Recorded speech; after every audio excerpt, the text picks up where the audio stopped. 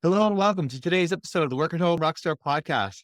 Excited for today's episode. We are talking to Matthew Fornaro, and what he does is he helps small and medium-sized businesses with their legal needs. So I'm excited to hear more about that. But before that, are we ready to rock, Matthew? Let's go, Tim. Thanks for having me. Awesome. So we always start off here on a good note. So tell me a story of success in your business that we can be inspired by. Well, most of my business is helping other small and medium-sized businesses with their legal needs, whether it's litigation or transactional. So thankfully, I've got a lot of success stories of helping a lot of businesses. One that I'm working on right now that's kind of coming to fruition is I helped a entrepreneur found a business, draft all his business documents, incorporate, and work with a software development company to come up with a new app. We actually trademarked the app, and now the app is in like its beta version. So it's actually got thousands of followers. So maybe it's going to take off. It's going to be in the App Store very soon. So very proud about that. Very glad I could help them out. So that's just an example of something new that's going on. It's kind of cutting edge. So a question, kind of a follow-up to that. When someone's looking at legal needs for their business, is this something that people will tend to reach out to you before they have issues, or are they normally reaching out sort of like reactively when something, when you get sued, when something happens? It's a combination of both. Preferably, obviously, I'd rather have them come to me before they even get into business so we can set everything up correctly and make sure they're on the right path. But at the same time, a lot of people come to me after they're already in business and they're facing some kind of issue. So it's a Right. mix of both. My preference would be I'd like to have everyone come to me before they start their business out. But, I'm glad to jump in anywhere and help out a business owner. Yeah, I imagine it's one of those things where you don't know you need it until you need it type thing, or you don't Yeah. realize how much you need it until you need it, right? Yeah. Yeah. Cool. So now, well, along with a good note though, sometimes things don't go as planned. And I mean, hey, you probably have tons of those stories for your clients, but what about you? Like, has there been something like a mistake that you've made along your journey that we can learn from? Sure. One of the things, I used to work at a couple of big AmLaw 200 law firms, and then I went out and started my own law firm. One of the things that I made a mistake on when I first started out is because I didn't really, right now I have a pretty good command of business and how to do business and all kinds of things that can help other business people. But when I started out 9 years ago, I didn't. Hmm. So one of the mistakes I did was I wasted a lot of money in advertising, in web stuff, and in other stuff that really didn't pan out that I'd love to have that money back right now and do collect things with it. Yeah. So it's kind of a learning process for me. It was kind of also trial and error. So that's a mistake I made was I laid out way too much money on that stuff for unproven solicitation advertising, business intake that didn't work out that it, obviously now I know. So Excellent. Yeah, and that's great advice. My business is actually I build websites, and so one of the first things that I'm asking people when they're starting their website is I ask them questions about their business and whether they have success. Because you're right. I mean, people will spend a whole bunch of money on a website just because they think they need it, but they don't even really have their idea sort of like ironed out yet, and they don't have any success behind it as well. So you can waste a ton of money on that, uh, up front when that money could be used better later on in the journey. But I'm wondering, like, how would you have done it differently if you were to start over again, though? I would have saved that money and instead of use it for print media and all kinds of other crazy stuff that I use it Hmm. for, I would have used it in very specified SEO. And that's how I would have used it as opposed to spreading it out, done it on a very refined and targeted SEO campaign to try to get new business. Would you even have built a website, or would you have done it on social media? Uh, well, I've done both over the course of time. Hmm. I think the website for me, is probably the most, I have all the social media too, Yeah. but most of the engagement takes place with people going to my website to figure out stuff or whatever. So I mean, I do the social media, obviously you have to, but also, I mean, the website is the main item that if you got to take them all away and have one left, I would have the website left. Awesome. And so was it more or less like, you overpaid for the website in the beginning or like, Yeah, I overpaid for a bunch of stuff that I should have done. And, it's all hindsight now. And I wish I wouldn't have done it, but, it is what it is. yeah. On the other hand, you learned a lot from it, right? Yeah, I know now what not to do. So, I mean, I guess you can put a price and a benefit on that. So, I mean, I learned. It's not like it's not like I did that and I didn't figure out what to do. I finally figured out what to do. So, Yeah. We do learn more from our mistakes. And that's kind of the reason why I like to focus a little bit on the bad note, because, we're talking to people that have now hit those success levels, and many people don't even get off the ground because they're too worried about making a mistake. Instead of make those mistakes, right? And keep moving forward, right? yeah, I mean, if you don't try, you're never going to learn and you're never going to do. So, you got to try.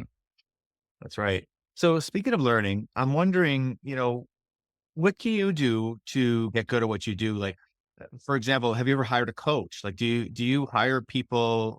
Do you, belong to a mastermind? Any of those things? Yeah, as far as developing the actual business side of my business, well, I'll tell you what I did, which didn't work out, which I guess could also go back to your original question you asked me. The bad Is note. I used to do a lot of networking, like in person, obviously pre-COVID, even Yep. whatever, like networking. And I used to belong to a BNI group Yep. and I did all that stuff. And that's another thing that over the long term didn't really work out for me, particularly for going to, like, for me, bar functions, like different state bar functions stuff, because you show up and you show up with six other guys or girls who do the same thing as you, and you can't really distinguish yourself or do whatever because your competition's standing right next to you. So what I did was I don't want to use the term pivot, but that's kind of what I did, was I went away from group networking and I went towards a more focused individual relationship model. And I have a business advisor who helps me focus on developing relationships with individuals only versus try to infiltrate a group and then try to get to the individuals there. We just go after the individuals to begin with, and it's much more effective. The results are much better. Nice. Okay. Yeah. It's, but nowadays, a lot of these networking groups are on Zoom, and so they're not necessarily in person. Do you think that would have changed things a little bit? Would you still not do it, or what do you think? Um, well, it's a little better because, it's not as much of a time commitment Mhm. versus having to drive somewhere and eat breakfast and drive back or whatever, eat lunch or whatever. But it's still, for me, the same negative effect. There's still you and a bunch of your competitors there where you can't really differentiate yourself, or you're in a group where, you get an hour a week to be, hey, I'm on Zoom, how you doing? And you can't really build relationships that way. Just like a 1 minute soundbite, you got to actually be able to talk to someone and interact with them. So I don't really Yeah. think it would change. I think it's a less time consuming, resource consuming setting now than it used to be. Hmm. It might have taken you longer to figure that out because you Yeah. wouldn't have been wasting as much time. Yes. Right on. Okay, cool. So now what about your jam room? So, I mean, we've talked a little bit about your background and stuff like that. Tell me a little bit about your home office and what you think are the important aspects that people need to keep in mind when they're actually designing their home office. Sure. So, I have both a traditional office and a home office because Hmm. in my line of work being an attorney, some people really, really want to meet with you in person still and do all kinds of Yeah. stuff. So I Yeah. have I have my quote unquote real office. It's actually less than 5 minutes away from my home office. So it's pretty good. That's where I do like meet with people or other things like that. but most of my work is done, in my war room here in my home office. So, I mean, I guess the underlying success point of a home office is you got to make it subjectively customized to you to be productive. Mm. So what works for me may not work for you, and what works for you may not work for me, but what works for me does work for me. So I've refined it, you know, I used to do a lot more time in the office prior to COVID. And then once COVID came, I pretty much saw what a waste of going to the office was versus I can just Yeah. operate here. So, Yeah. I mean, I have, for my purposes, I mean, I have a 3 screen setup. If you want to get into technical vernacular, I mean, I have 3 screens. I have all my media, all my stuff. I got everything set up. I've got, uh, Alexa, I've got Google, I've got all that stuff set up, all my stuff ready to go. And, I just make sure all my technology's at my fingertips and I'm able to use it to the best of my ability. It's like ergonomically correct. And, I mean, it's better than in 21 years I've been an attorney. My setup here is better than any setup I had at any law firm in any office for productivity purposes. Wow. So you're not sparing any expense in the home office aspect. No, I mean, because it's, I mean, look, everyone goes into business, to hopefully be successful and make money. So in order to be successful and make money, and you have to invest in your business. So obviously making sure I have the best stuff is, part of what I got to do. Yeah. Yeah, exactly. If you're being held back by, ergonomics, you're not feeling right, or if you don't have the right technology at your fingertips, then yeah, you're not going to be as productive as you could be, right? Yeah. And the good news is that this is all stuff that you could buy for your business. You can, probably have some tax breaks on it and all that stuff, right? Yeah. I mean, it's all tax deductible and using it for business every day. Yeah. Right on. Cool. So now what about the band? So I'm wondering, do you, have some people on staff? Like, do you subcontract? Like, how do you organize your business with the people that you're working with? Sure. So, as a moral of the story kind of thing, obviously for other businesses, when I help out other businesses, whenever I like to be part of a team that helps a business out, as a business owner, you have to have, you know, ideally you want a team of professionals to help you. You want to have a business law attorney, you want to have an accountant, you want to have a banker, you want to have like a web person if you have a web presence. And so that's how I help others as part of the team. For my team, I obviously have, those people who I work with, like I still do my own web people and my Yep. accountant and my banker and stuff like that. I, and we'll get to when I later on when we talk about something that's cutting edge that we're working on, I'll talk about AI. But I have, um, like a virtual paralegal who works offsite who is actually in Minnesota. Um, I had a virtual associate who's from North Carolina who I was actually able to phase out based on my use with AI. And then I have my actual real like human assistant slash receptionist who's at my office in the real life Okay. office. So that's my team. That's who I have. I'm actually phasing in more and more technology into that to replace people. Yeah. Yeah. Aren't we all? What was the first person that you hired into your team? First person I hired was my assistant slash receptionist because I couldn't function without that. And then the rest of the people kind of came along as time went along and my business picked up and started doing stuff. And how did you hand stuff off to your assistant? Like, did you have playbooks and stuff like that? Like, how did you, make sure that your assistant was being productive? I just make sure that I have like very thorough instructions and clear chain of what we do as far as job responsibilities and things like that. I pretty much define things and, I'm not going to do something that, they should be doing and vice versa. So I kind of keep it, kind of keep it separated, but try to keep it well defined. Nice. Yes. Awesome. Well done. Okay. So yeah, I'm looking forward to talking about your, your guest solo and what you've got going on in your business. So tell me what's exciting. All right. So what's exciting for me, and it's timely now, hopefully it holds up over time. Watch this 2 years from now. It's not like, this guy was talking about something crazy, is the integration of AI into my practice. Mhm. It's the use of AI has increased my productivity, has effectively phased out me having to have uh, a virtual associate attorney. And it's just allows me to do a lot more with my day and allows me to do it in a better way. Wow.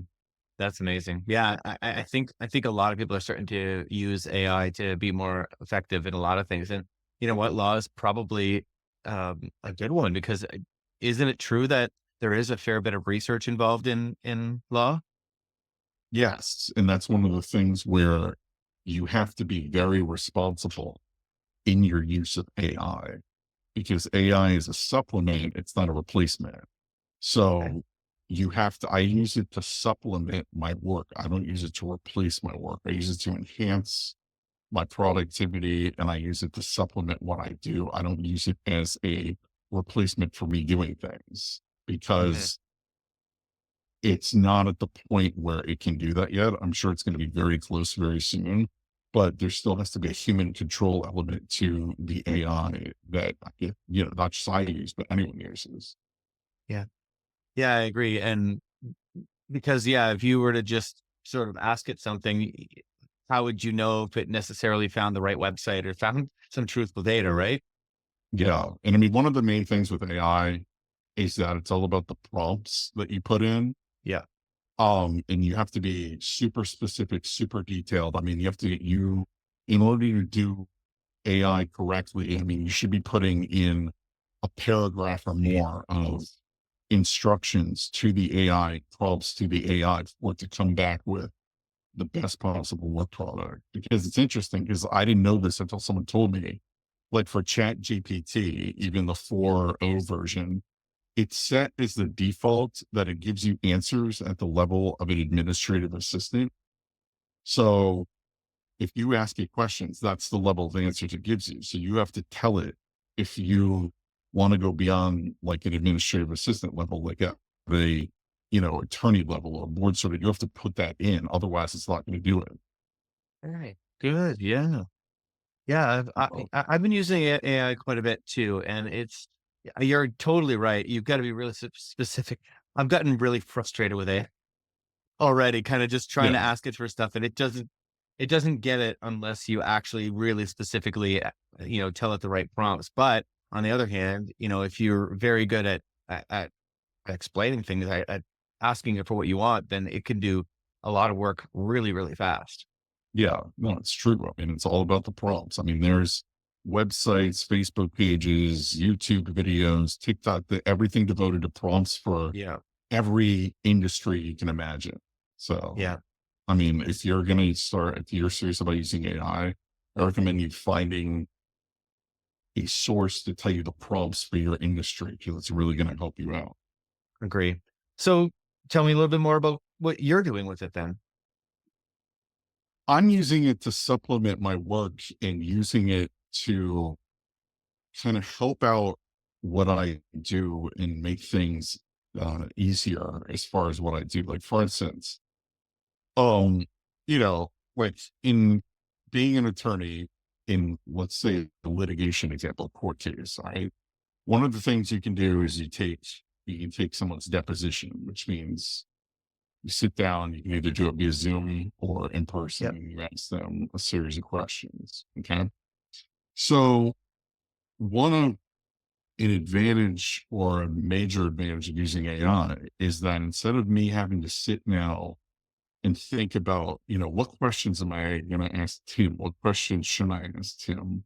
What's relevant to what we're doing? What's not relevant to what we're doing? If I prompt the AI correctly, like I feed into it, here's a copy of the complaint in the case, here's a copy of the answer in the case, here's a copy of answers to questions that we already received, here's a copy of documents that we received. You put all that into AI and then you say, you are a board certified litigation attorney in the state of, I'm in Florida. So in Florida, you are taking the deposition of Tim. Hmm. Tim is the boss of whatever. He, went to Harvard, put in all the stuff you want in there. He's a nice guy. He gives reasonable answers. Give me a list of questions that I can ask Tim related to all the issues I just fed you in this case. And then you put it in, and then all of a sudden it'll produce like however many questions you want to ask you for as long as you want about our case. And that's something where that would take me hours to put together, where I can have the AI help me do it in a matter of like half an hour. And then obviously I have the ultimate say and I can edit out the questions. I can add in more questions. I can take away questions.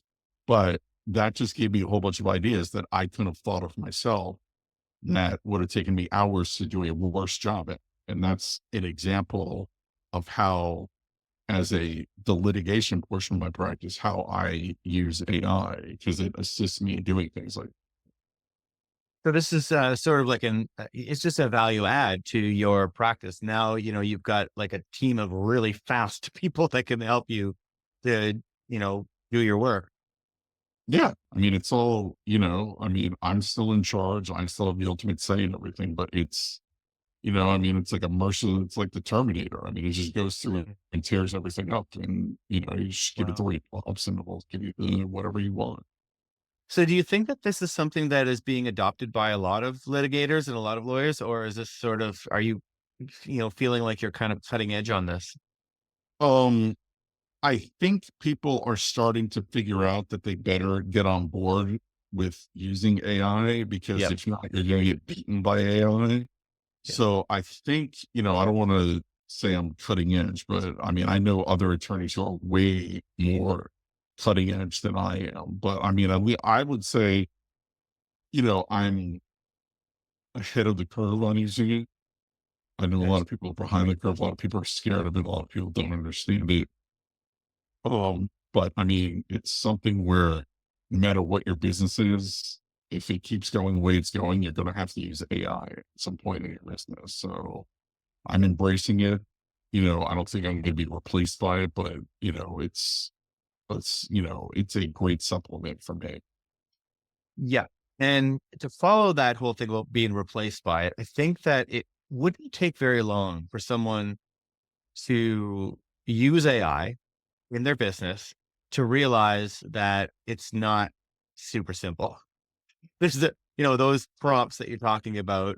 There is a bit of a craft to that. And, you know, you are going to need a person. Like, I think, like, I know for me, I've been using it for a few months now, pretty heavily, and I just can't see this totally replacing me. Like, you still need a person that's going to be able to kind of come up with all these ideas. It's just a really, really fast assistant to all that stuff. So I think that the people that are afraid of being replaced by it, and that's why they're not using it, they're just going to be replaced by somebody who is using it. I think. No, I totally agree. I mean, like I said, I mean, it's able to cut out some stuff as I've Mhm. shown in my own business. Like, yes, it has replaced the person, but it's not going to replace most people. It's going to replace most people who don't use it. Yeah, yeah. Oh, it will replace jobs. That's for sure. However, those jobs, those people who just got replaced could also use AI to improve their position so that they're not being the one that's being replaced. I mean, we could easily hire one person to manage all your AI as well instead of you doing it yourself, if you get to that point. But I think that what I'm really excited about this whole AI thing is that I think that it's going to increase the number of people that can start their own business and that can be self-sufficient. And that to me is exciting because, I think that what it's doing is it's leveling a bit of the playing field. Now you've got big companies that typically have a bunch of people on staff to do the work that now you can do with AI, right? Mhm. No, totally. I mean, AI is a great democratic equalizer as I far bet. as leveling the playing field for everyone. You bet. So tell me a little bit more about the ideal person that would get the most out of working with you then. Sure. So the ideal person or my ideal client is a small or medium sized business who is either starting up where I can really help them do stuff or is in business and needs to address their legal issues. So, I mean, that's my sweet spot, as they say. That's who I'm looking to meet. That's who most of my clients are. Is there sort of like limitations on where they can live? Like they have to be in Florida in order to work with you? No, because if it's obviously if we involve the litigation or the lawsuit, yes, it has to be in Florida. But if they're located elsewhere, I can still help them do things with their business. Excellent. Excellent. So how do we find out more?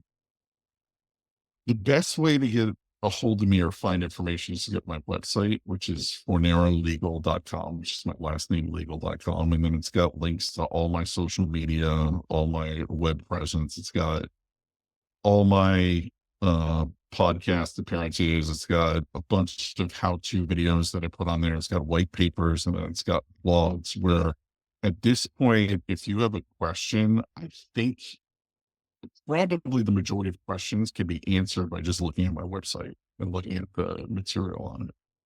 Oh, excellent. So that's Fornaro Legal Services. Is that what you said? FornaroLegal.com. FornaroLegal.com. Awesome. Yeah, that's awesome. And great website with lots of tools on that. So make sure that you check that out. But thank you so much for rocking out with me today, Matthew. It's been a lot of fun. Yeah, no problem, Tim. I appreciate it. Thanks for having me. Cool. And to the listeners, be sure to subscribe, rate, and comment. We'll see you next time on the Work at Home Rockstar Podcast.